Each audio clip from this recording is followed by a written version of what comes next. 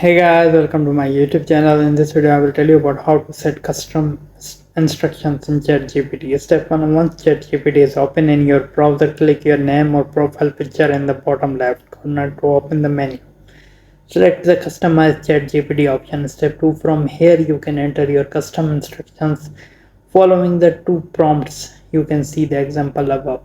You should also toggle the Enable for New Chats toggle box to ensure these instructions persist from chat to chat. If you untoggle this, you can request more generalized response without losing your pre-saved custom instructions. You now be able to fire off prompt safe in the knowledge that ChatGPT is focused on providing the type of answers you prefer.